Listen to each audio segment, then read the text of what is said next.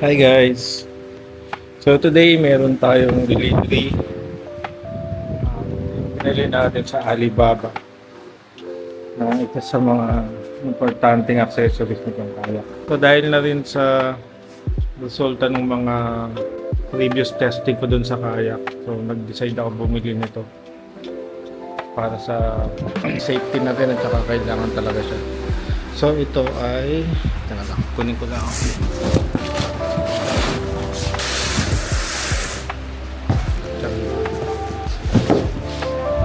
Ito ay yung stabilizer. Ito lang. Ayan.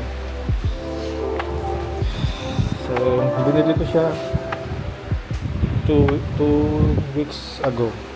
Bilis din yung delivery.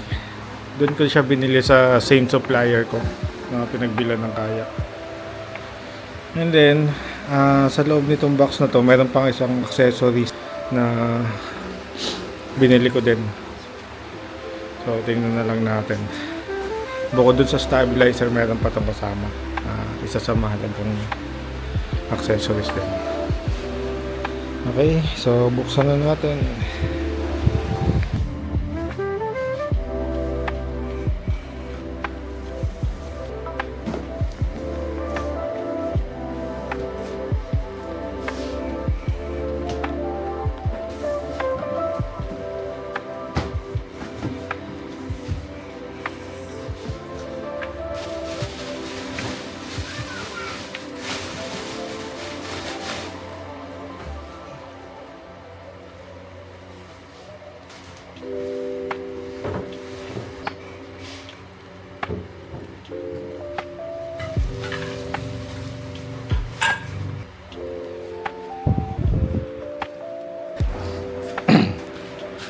Ayan guys, so ito na yung natin, stabilizer.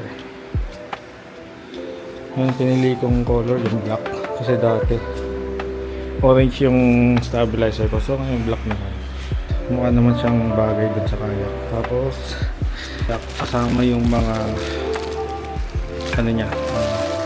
tube, aluminum tube para kasama dun sa para makabit dun sa kayak. And then ito yung isang accessories na sinasabi ko. So ang tawag dito ay, buksan natin.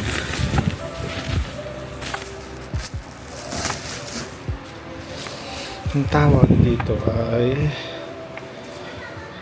ano ba to?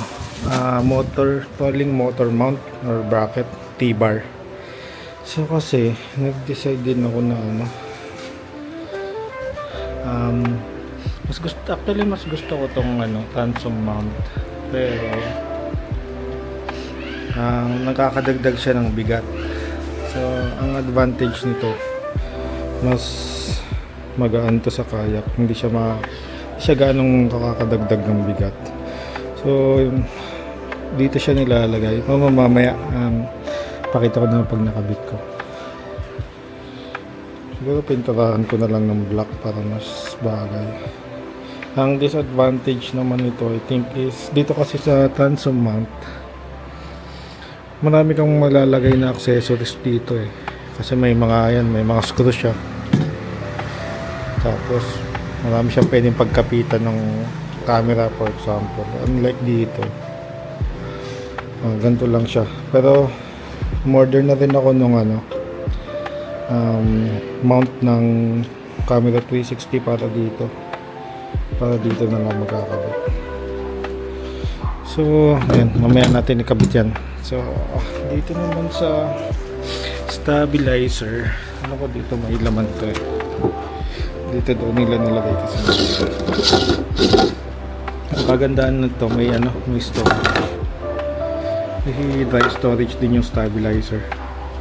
So pareho siya, pwede mo lagyan ng kung pwede mo gawin, lagyan. Ito yung bracket na nilalagay dito, tapos dito mo ilalagay yung tube. Teka lang, check lang. Yan, Same as dun sa kabila. Ayan. And then, meron pang isa. Ito ata yung, ayan, ito yung bracket. Ito yung ikakabit dun sa kaya. So, dito. Ito yung mga bracket na ano. Titingnan ko pa kung paano ko ito ikakabit kasi nandito pala yung ano, yung daanan ng screw. Siguro kailangan tong baliktad din na lang. Yan. Ayun lang naman ang binili ko. So, yan, kabit ko muna para makita natin kung ano yung itsura niya. Tsaka kung may problema, baka kasi hindi mag-fit yung stabilizer. Okay. So, kabit ko muna.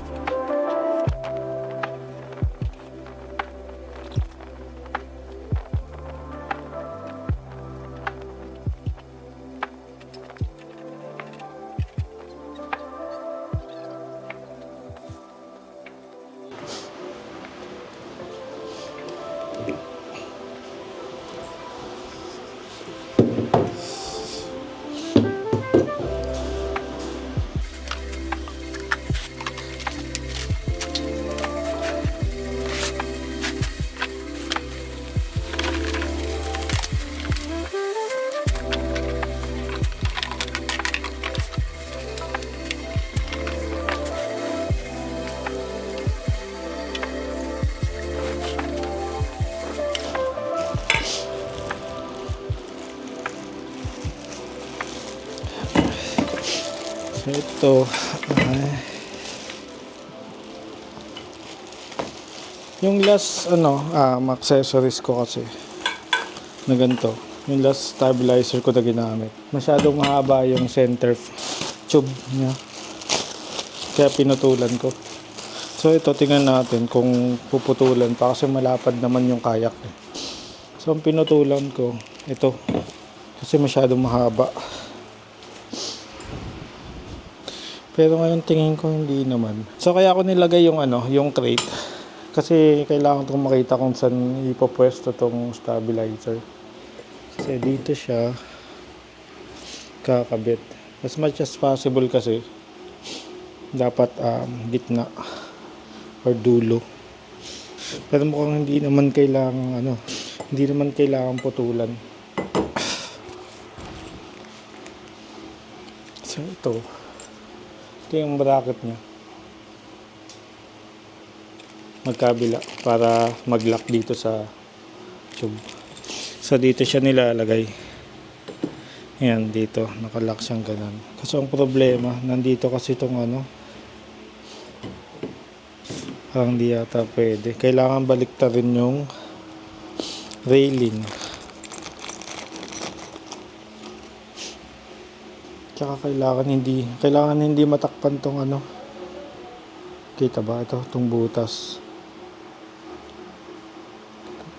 Kasi dito ilalak yung tube ng, teka lang, bakit ganun?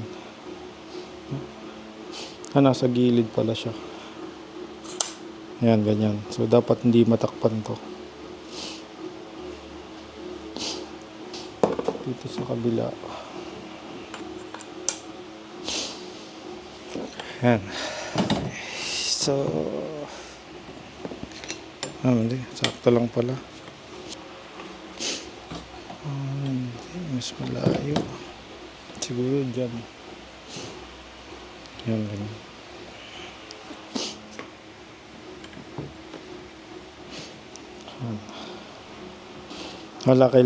Kailangan talagang baliktarin tong rail para kasi dito wala yung lock nung tornilyo, hindi siya makakabit.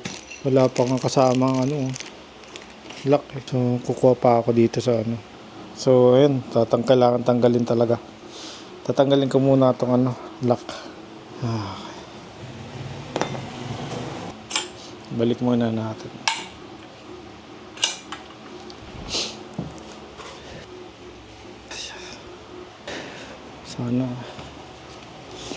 Sana same place pa din yung yung tornilyo. Itong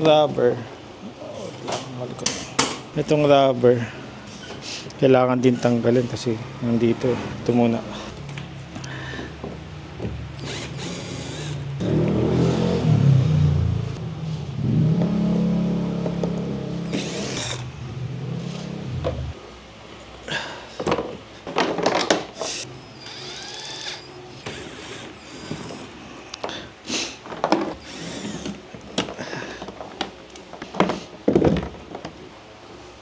Kita ba? So ito yung sinasabi ko guys, kasi yung lock nung bracket ng stabilizer dito tatama. Kasi ito yung tornilyo. So pag dito mo kinabit, lalabas to. Yan, lalabas yung ganyan. Kita? Ay, hindi pala kita. Ayan. So yung bracket ng stabilizer nandito. So pag hindi natin binaliktad, ayan, lalabas yan. Nandito kasi yung lock niya. Pag dito, hindi mo matatanggal. Pero pag nandito sa dulo, matatanggal. So, dapat ito ay balikta rin. So, kailangan natin tanggalin. Sana yung mga screw, sakto pa din pag binaliktad natin.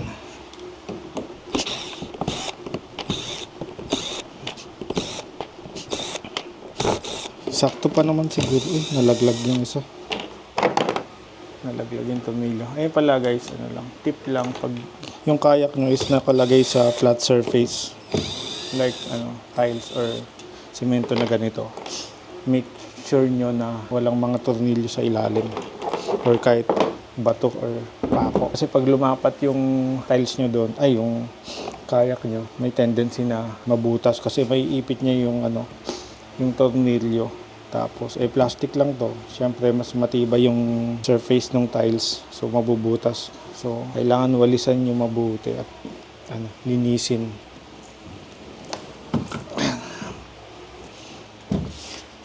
Okay. So, actually, ito, nagdadalang isip din ako dito sa kabitong stabilizer. Kasi, for sure na mapupuwersa kasi itong stabilizer dahil dun sa battery kasi sobrang bigat. Ang isa sa purpose ko kung ba't ako mag-stabilizer kasi para hindi lumubog yung likod kasi masyado mababa yung likod. So, ito, I think sana matibay ito kasi ito talaga yung hahawak nung bigat ng battery para hindi siya lumubog masyado sa tubig. Mukha namang sakto yung tornilyo. Ayan ang bilis pa naman ma-loose-thread na ito. Dapat ito hindi ma-loose thread kasi ito talaga yung kakapit dun sa stabilizer.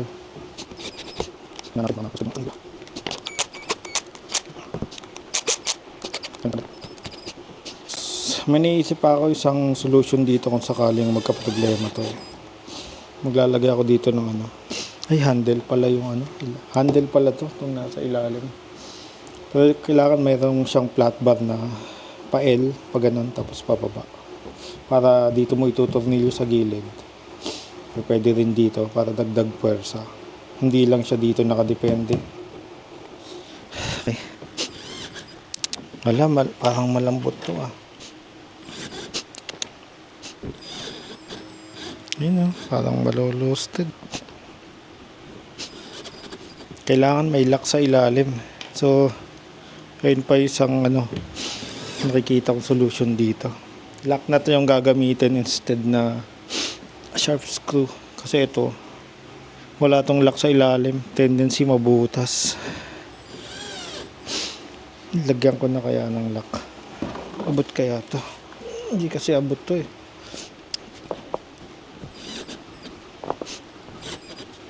Tingnan ko nga yung Hindi ko kasi maramdaman kung higpit na Ito parang wala na to Lambot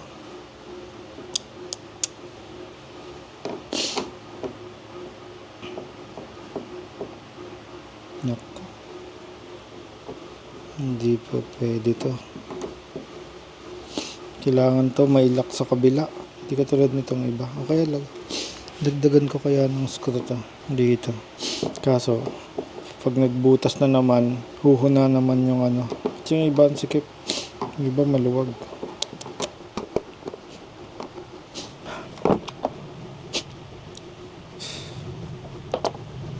Kailangan to may lock. Parang hindi siya stable ah. Pero sige, tingnan natin. Balik natin ko lang yung kabila.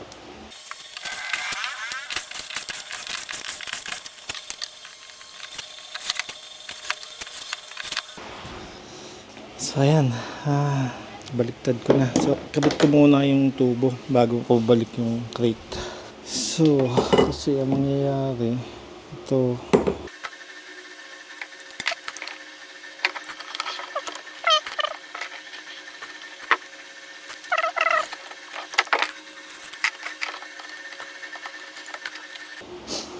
sinisip ko na naman ako. Hindi pala kita. Nung last nag-video ako, parang may sipon din ako nun.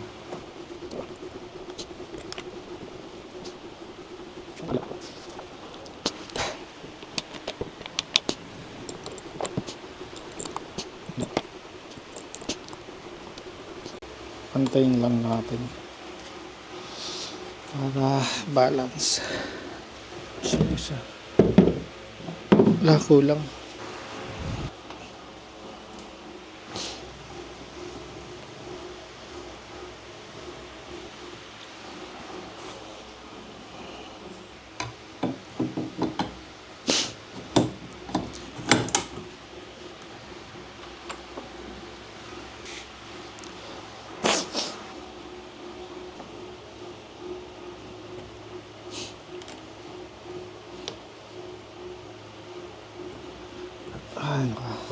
Matibay kaya to. Okay, baka namang matibay. Pero yung pwersa kasi ito, depende kasi ito dun sa kung gaano kalalim nakasayad yung stabilizer. So kung hindi naman siya masyado nakalubog sa tubig, hindi ito masyadong mapupwersa pataas. Pero I doubt na ganun nga kasi mabigat yung battery, lulubog talaga yung likod eh. So mapupwersa talaga to. Kailangan matibay talaga to. Walang problema dito sa bracket, ito lang talaga yung problema. Baka pag ginamit ko biglang matanggal to. Tingnan natin. Kabit muna natin yung stabilizer.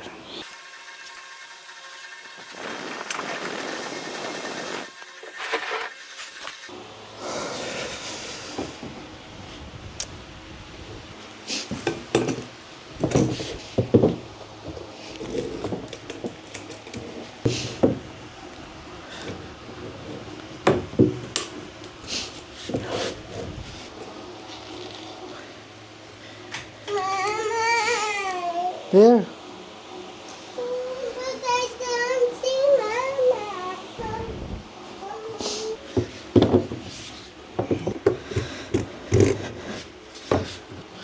Okay.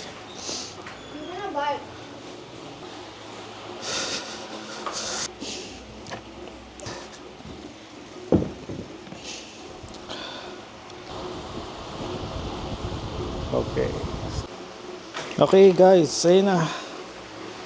Nakabit na natin yung ating stabilizer. So, parang medyo mahaba tong tubo. Kasi yung ginamit ko doon sa old kayak ko kasi pinutulan ko din to. Masyadong mahaba. Malayo siya masyado sa kayak. Ito mukhang mahaba din pero parang okay naman. Matibay naman to. So, ayun. Nakikita ko na kailangan talaga tong DIY. Kasi itong kayak, yung level ng kayak, masyadong malalim. So, nakikita ko kasi pag nagkakayak ako yung level ng tubig nandito. Halos lumubog na rin tong likod. So, pag tiningnan natin, yung level na yan, halos nakalubog na to. Mapupwersa masyado yung yung bracket. Kailangan kasi matesting. Pero ayun, nakikita ko naman na lulubog talaga. Pero okay lang naman kung matibay to. Kasi yung stabilizer ang mag-aangat kasi nito eh. Iaangat niya sa tubig tong likuran eh. Kung matibay to sana. So, hindi ko na i-risk yung possibility na yun. Kasi alam ko na may chance na matanggal talaga to. So, ang gagawin ko, itataas ko ng konti yung stabilizer. Ito. Kailangan nakalubog to. Lulubog ko pa masyado para tong stabilizer tumaas. So, yun lang for now ang nakikita kong solution dyan sa stabilizer. Pero dito, paano kaya ito? Kailangan talaga matibay ito. Tingnan natin.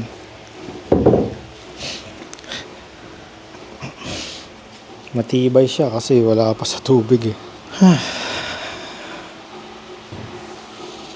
So, sige, okay na muna yun siguro. Itatry ko muna sa Bali, yun, itataas ko yung stabilizer magkabila bago ko i-testing kasi ngayon talaga sure ako na lulubog talaga tong stabilizer. Sa bigat ko ba naman, tsaka bigat ng battery. Halos kasi nandito sa likod. Kaya pag nagkakayak ako, itong upuan, pina-forward ko siya ng konti dito sa gitna para yung weight hindi lahat mapunta sa likod. Kaya yun din yung reason kung bakit papalitan ko to eh. Kasi pandagdag bigat. Kaya naman ng kaya kasi wala pa nga ako sa kalahati ng capacity ng kayak. Ayoko lang i-risk yung possibility na magkaroon ng problema. So, ayan, ito hindi ko pa ito muna makakabit kasi bala kong pinturahan muna. Pero basically ito lang naman siya.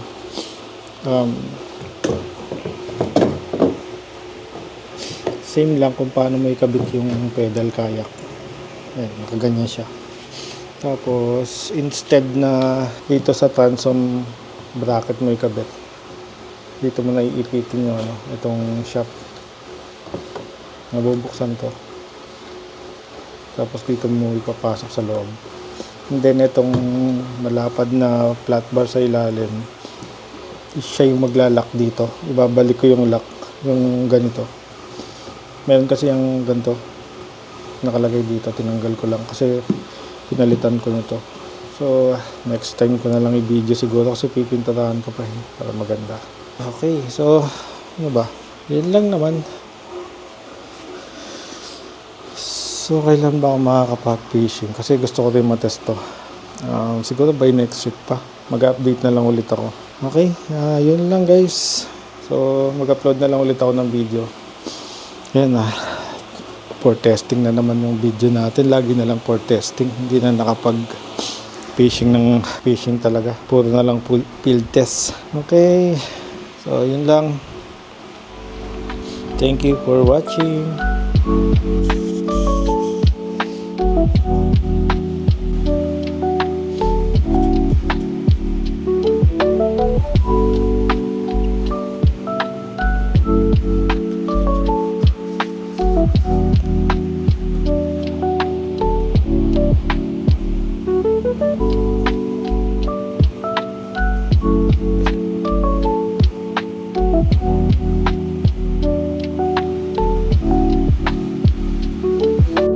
Ayan guys.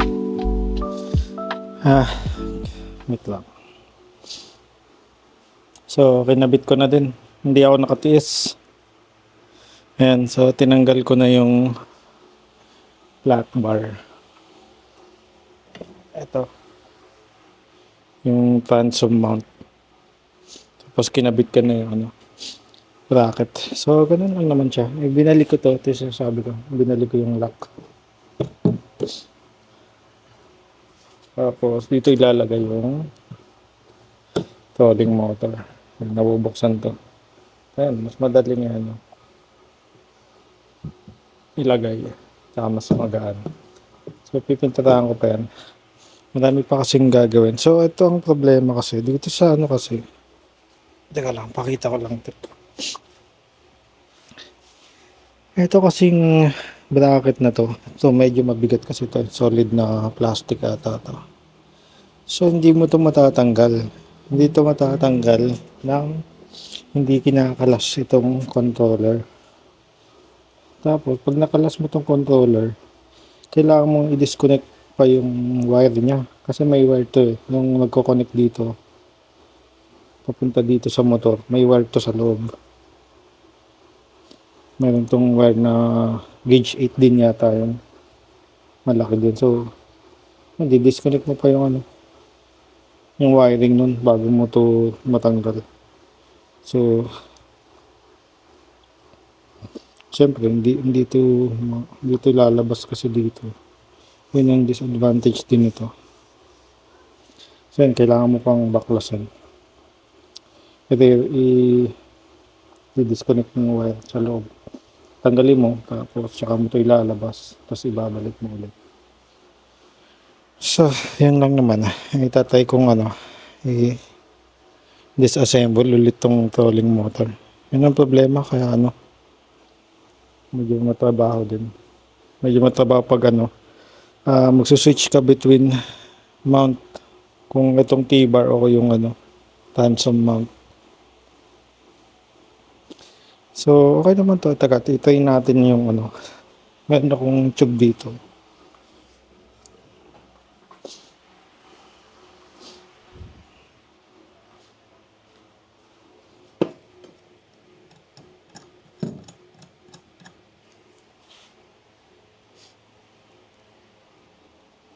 Wait, ibaba natin.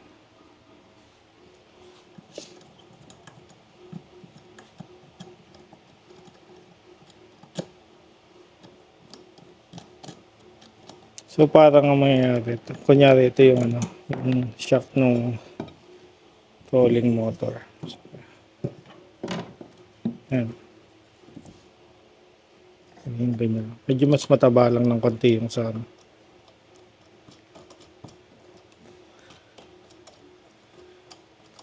trolling motor.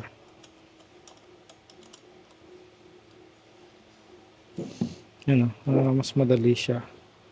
Pero, I think ang problema dito din, katulad din ng issue sa sa trolling motor, ay sa transom mount, kailangan mong ilubog muna or itaas muna pagtatanggalin mo, tsaka mo igaganon. Kasi sasabit yung yung propeller doon sa butas. So, hindi ko pa natatry talaga actually. Kasi hindi ko pa nakakalas ng trolling motor. So, pakita ko na lang. Kalasin ko muna. Okay naman. Hindi naman siya masagwan tingnan pag white. Pero gusto ko talaga black. Ito pa yung isa. Kumakalog. Masyadong masikip yata.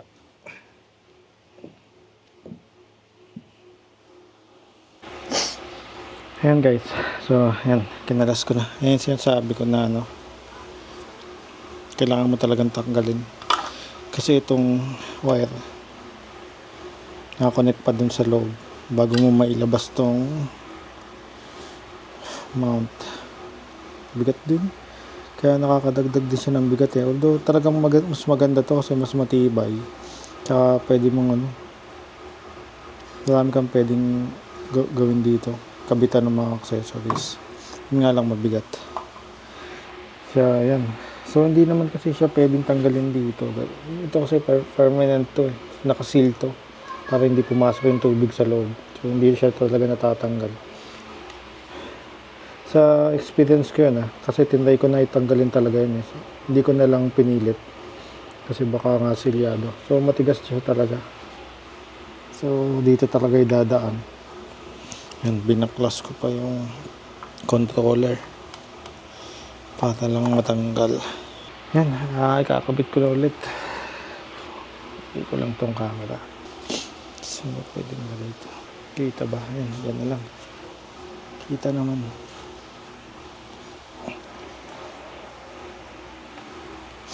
So ito, mahalaga din to kasi dito, ito yung magkocontrol kung gaano kalalim nakalubog yung tolling motor. So, yan lang yan.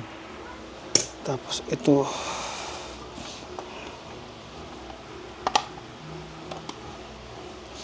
kasi yung mahirap ikabit dito eh. Tanggalin ko nga muna. Matanggal. Nga ba kasi masyado ng wire, kaya ang daming bends, ibe-bend mo sa loob para hindi maipit. Well, actually, hindi naman talaga mahaba ito. Pinutulan ko lang tong tubo, yung tube. Kaya nagmukhang mahaba. Okay. So,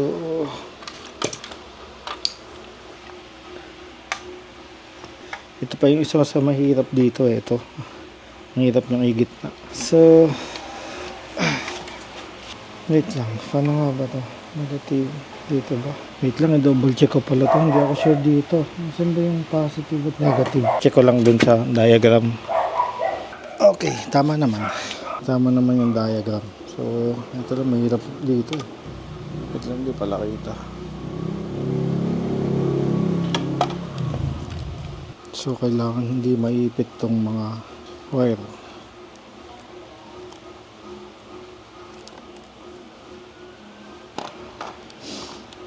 Naiipit talaga. Okay.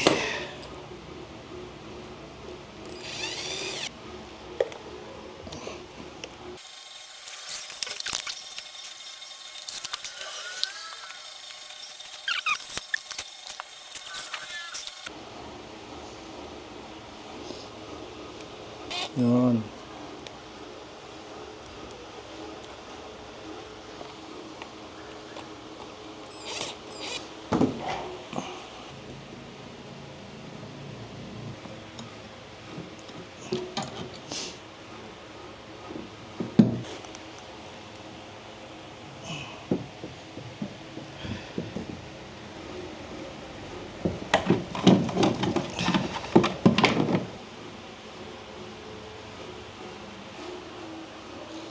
Ayan na. So, hindi lang medyo lapat.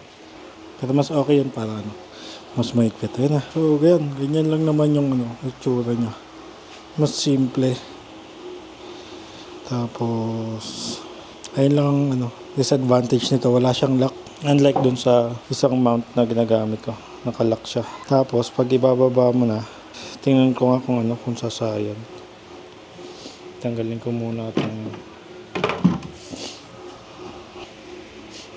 Ay, hindi siya sasayad. Hindi sumasayad yung propeller. Okay. Pero nakaano kasi sa sa tubig eh. Kaya hindi pa natin sigurado kung hindi nga sasayad. Pero parang hindi Mas okay pala to. Lipat ko lang tong lock. Kailangan matry ko pala. Sige, itatry ko muna. Itataas ko yung kayak. So, ayan guys. Ayan, nakataas na yung kayak. Ayun yung tolling motor. Ganyan siya kalalim. So, hindi rin pala basta-basta rin may itataas. Although hindi naman siya sumasabit. Pero kung tatanggalin mo kasi siya or itataas mo, itatanggalin mo siya sa tubig, kailangan mo pa din itong itaas. Kaya mo luwagan para may itaas mo yung tolling motor kasi hindi mo pa rin siya basta-basta may itataas talaga. Kailangan mo itaas ito muna. Ayan, tataas mo ganyan bago mo ito makuha. Kulang. Oops. Ayan. Parang may naglalaba. Ayan.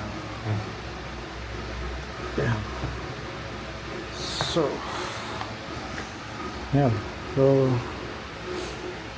I think mas madali naman siya compare dun sa una. So, ito unlock natin kasi bumibiyod. So, ayan yung Kulang pa din. Yan. So yun na yung pinaka-position niya na pwede mong baba. Pero syempre pagka baba, tsaka mo ilulubog yung propeller. Yan, kasi yan na yung pinakasaktong ano.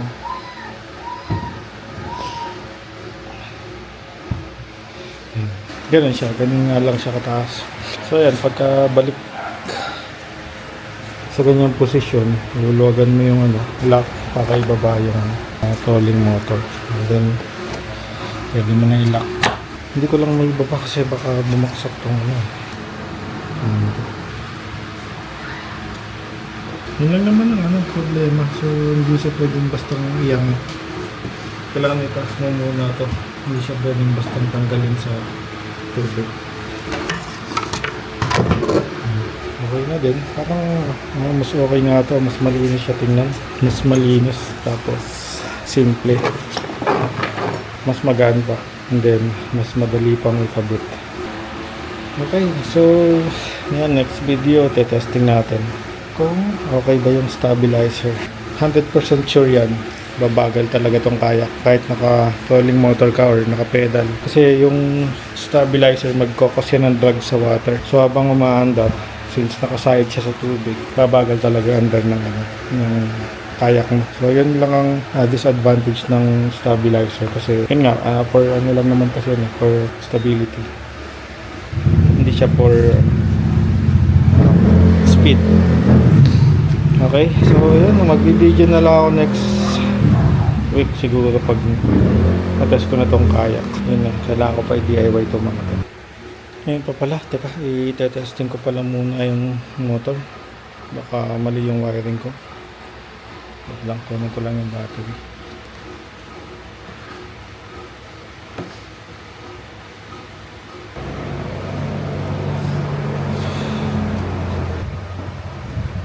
Yan, buksan natin.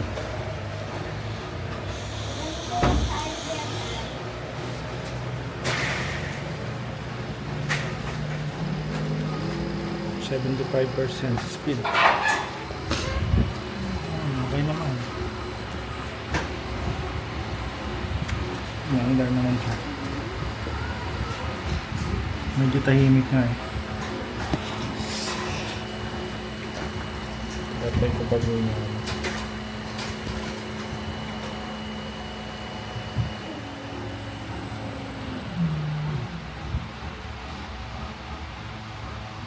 Yan, okay naman. Yan na yung 100% na.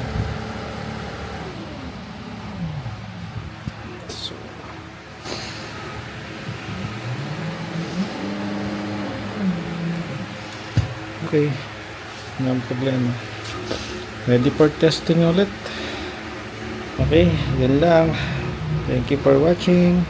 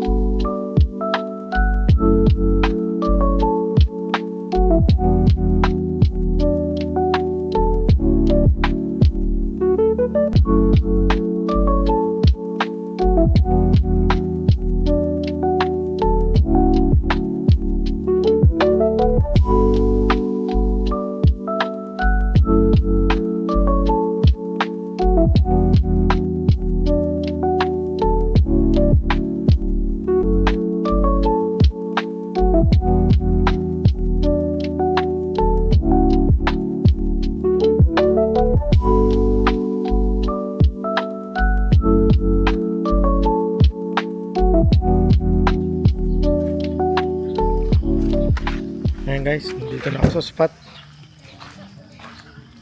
Ganda ng panahon, no? Tingnan muna natin.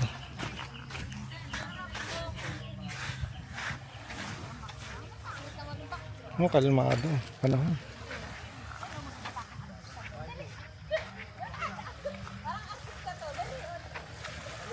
Kalma.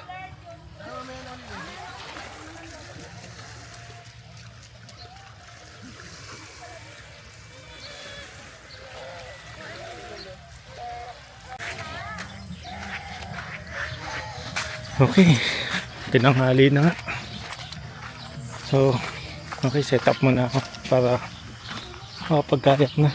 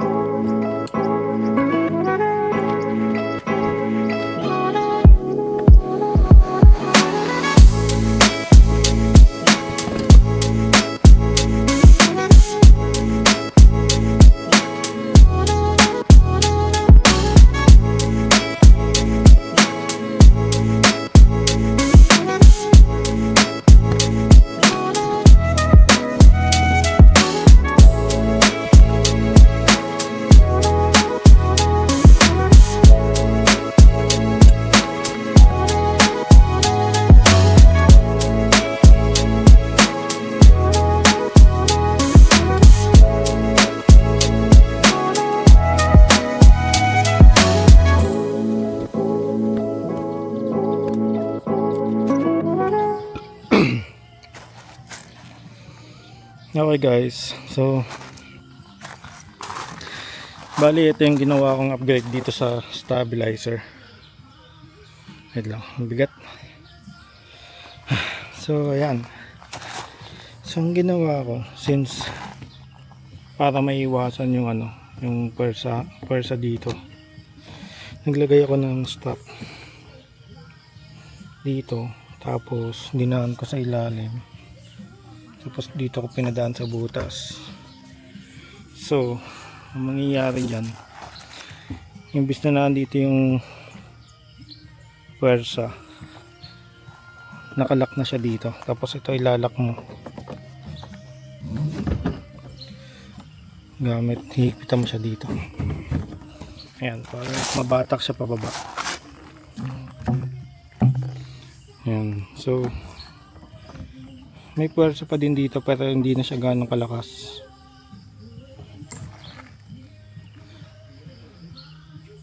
Kita mo mamaya sa rambutan din dyan. Sira pa yung ko. Okay, wala na kalimutan.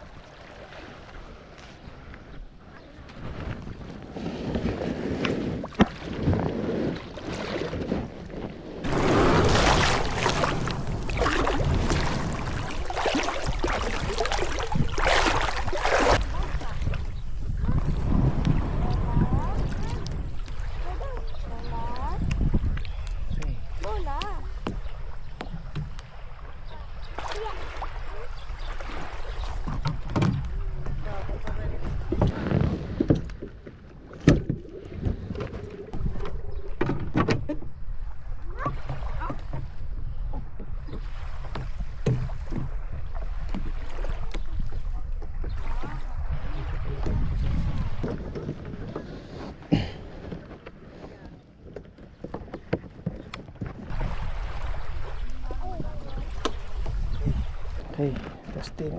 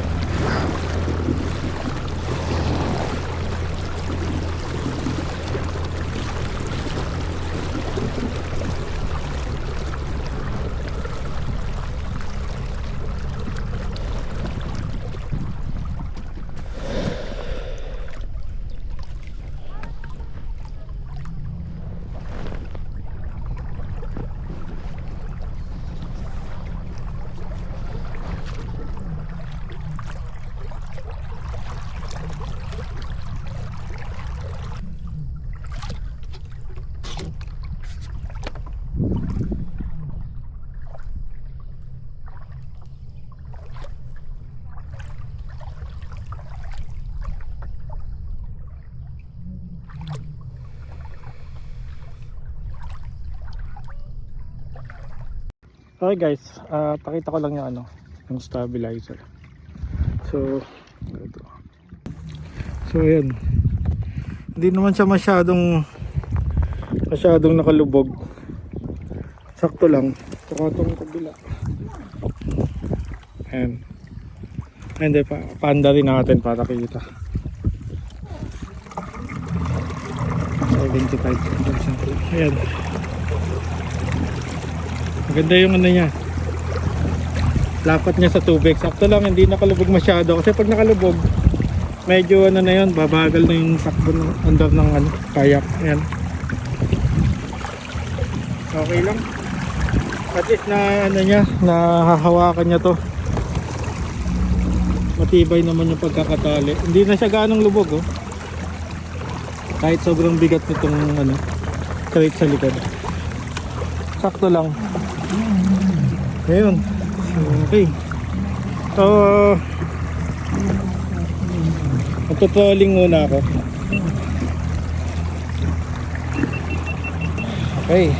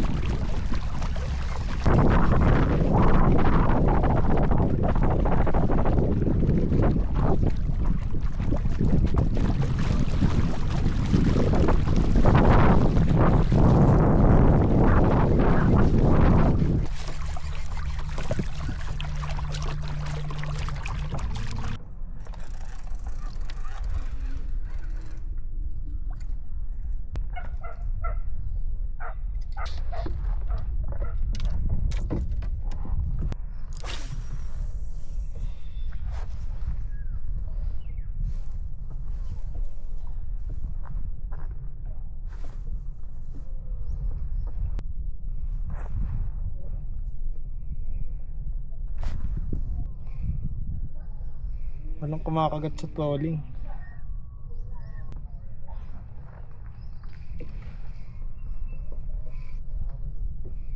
Try ko muna dito kasi parang maganda yung ano, structure dito ng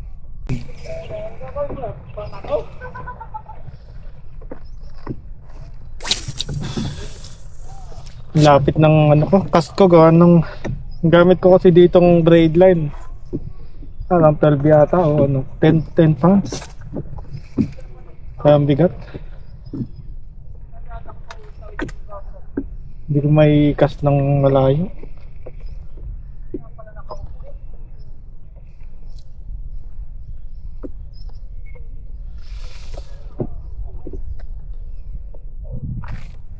Ang gandang spot doon. Fish pond.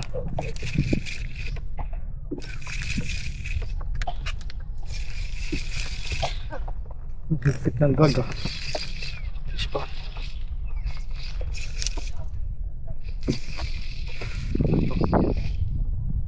Hindi lumalaban. Baka papakol.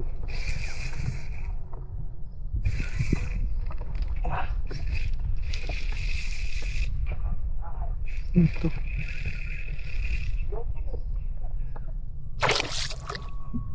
Ako nga.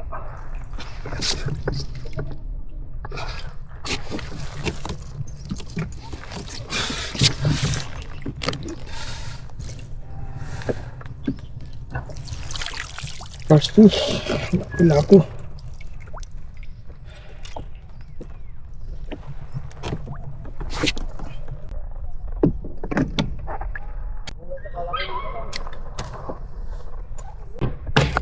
Ay, shit. Matangkal.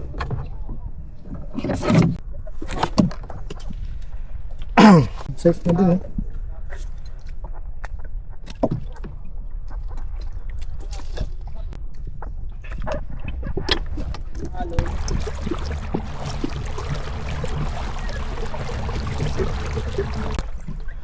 Casting mo na to.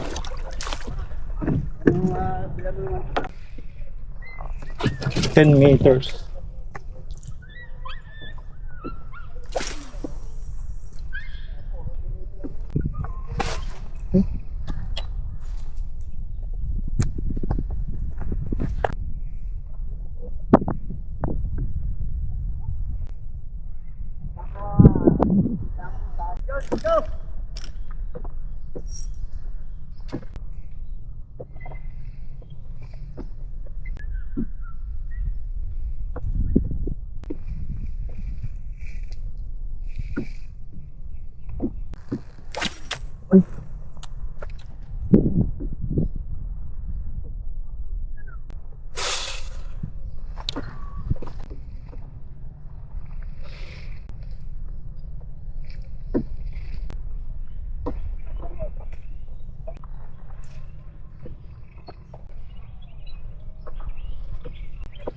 Masabit siguro.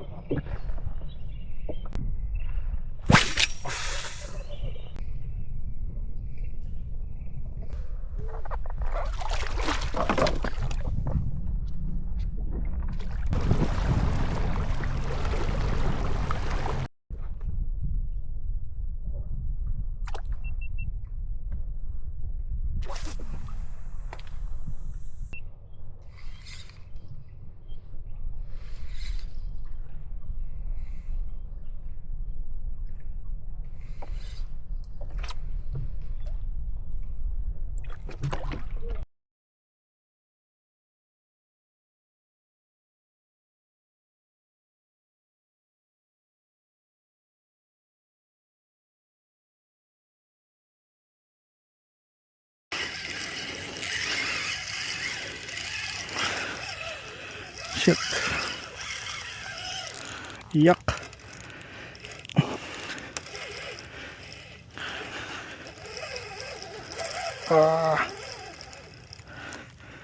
Ano to?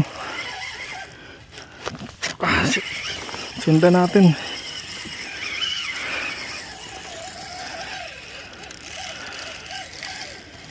Sundan natin. Inuubos. Shit.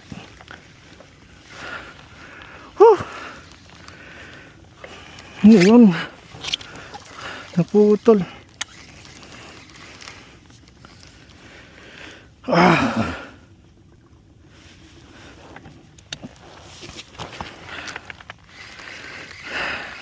Fuck. Ano yun? Hindi man lang pinaangat. Putol.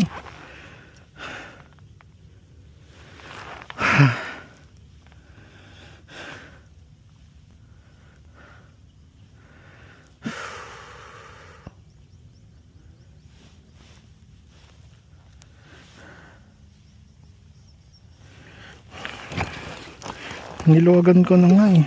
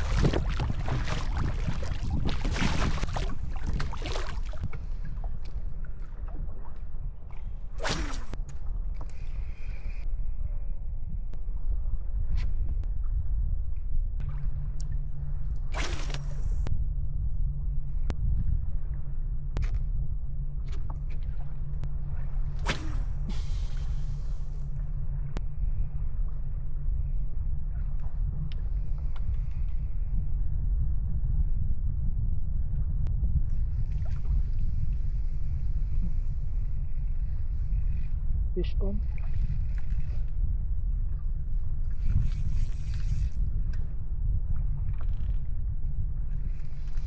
Sumabit.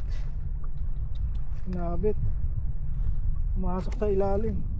Ito pala yung kabilang.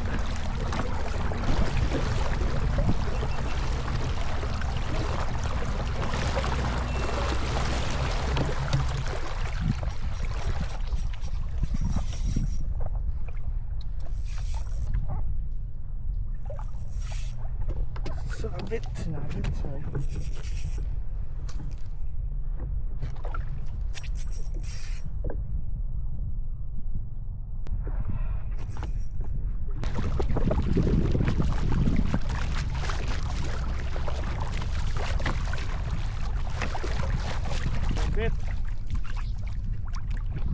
Pumasok sa ilalim ng bato.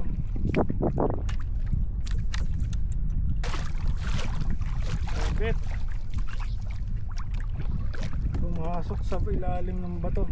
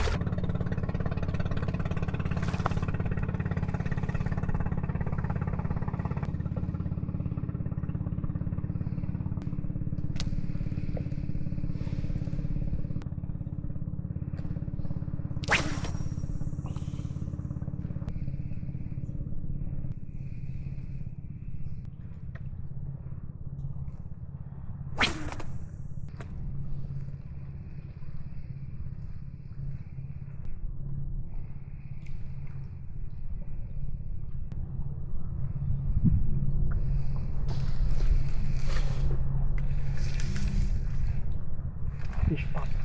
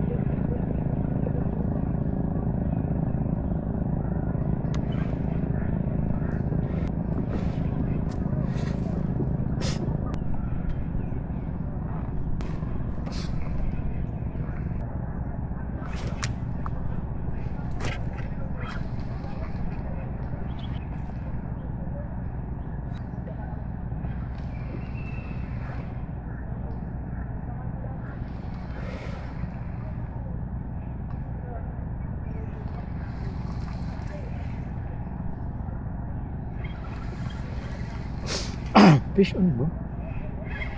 Ang fish on. Umigat ah.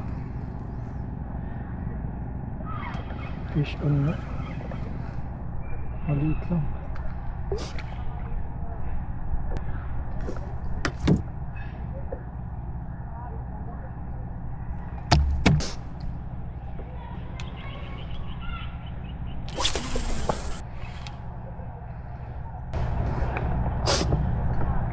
Ayun, so yan, kung nakikita niyo yan, yung stabilizer, kung gaano siya kalapat sa tubig. So ang laking tulong din ng stabilizer kasi mas lalong umangat yung nasa likod. So hindi nakalubog. Lalo pag pag banda dito ako sa harapan nakaupo. So ayan ay, ang ganda ng pagkakagawa. Pantay na pantay.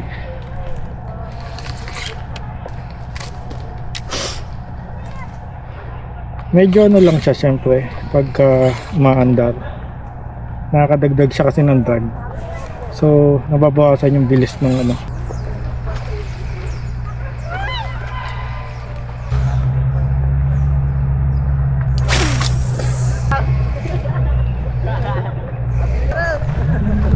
Grabe na uli ka na yan. Check no? Grabe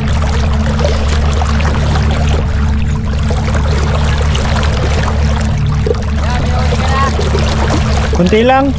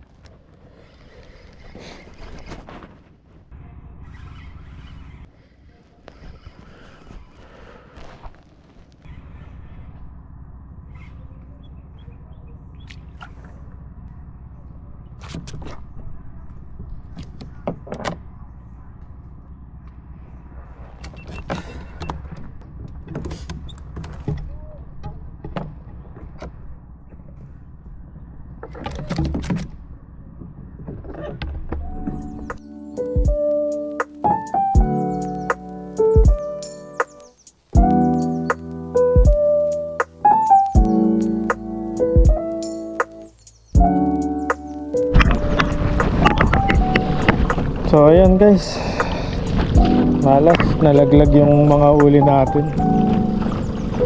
Pero okay lang naman, enjoy naman.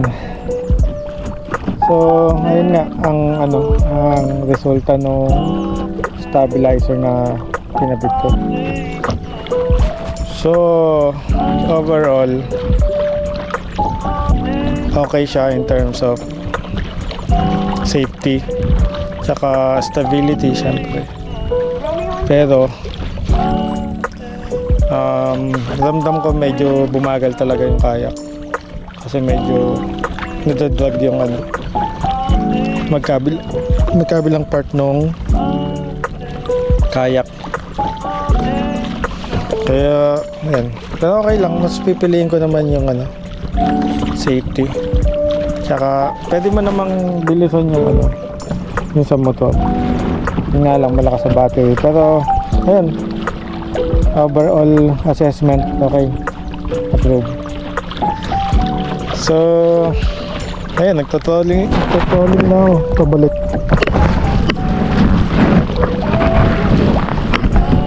Baka makachamba. So yun lang. See you next video. Thank you for watching.